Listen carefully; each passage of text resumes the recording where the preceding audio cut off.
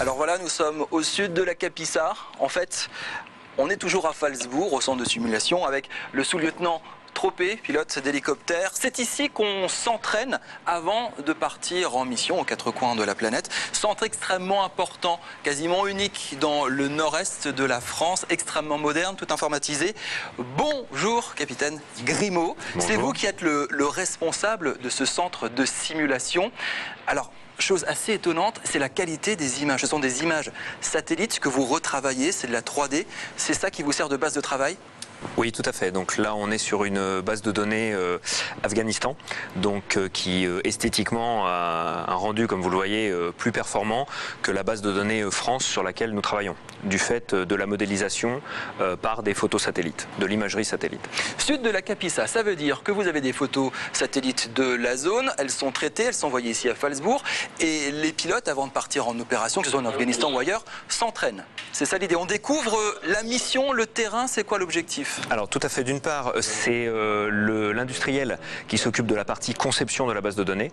Donc le traitement des images n'est absolument pas fait par nous. Ils nous ont livré cette base de données pour nous permettre de nous entraîner, soit dans une phase de préparation à une projection, soit dans une phase d'entraînement, je dirais, normale et régulière tout au long de l'année. Alors le gros du boulot de pilote, c'est quand même de s'entraîner. Tout à fait. C'est dur, c'est long, c'est compliqué avant de devenir un bon pilote et de filer ensuite en gazelle par exemple. Alors, devenir un bon pilote, c'est une notion un petit peu délicate. Alors, ce qui est sûr, c'est que pour être un pilote opérationnel, je préfère au terme bon pilote, il faut s'entraîner effectivement longtemps et beaucoup. Ça dure des mois et des mois. Et ce qui est formidable avec la simulation, c'est qu'on peut imaginer n'importe quel scénario, c'est ça ? Tout à fait. Tu décolles dans le sable, dans la pluie, la nuit, machin, on peut tout faire. C'est exactement le principe de la simulation, c'est se soustraire aux contraintes de la réalité, qu'elles soient météorologiques, géographique, tactique, l'ennemi, et temporel, on va dire, le jour, la nuit, la météo, les lieux d'entraînement. Alors on voit l'équipage, le militaire ici, sert à quoi ?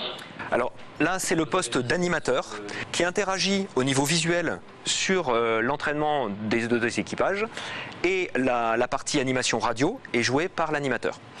L'animateur devant l'équipage peut faire des surprises. Tiens, je vais lancer un petit missile, tiens, je vais mettre des méchants là, comme ça au dernier moment, pour voir comment réagissent les pilotes. Tout à fait, c'est exactement le principe. C'est lui qui piège. C'est ça, c'est exactement le principe de la simulation, c'est que tout, à peu près tout est modifiable. Le comportement de l'ennemi, son volume, son attitude, le comportement de l'ennemi, son volume, son attitude, la météo, le moment de la journée. À chaque équipage, on ira peut-être plus loin dans la difficulté, on s'adapte au niveau qu'a atteint l'équipage à ce moment-là de l'entraînement. Merci pour toutes ces explications.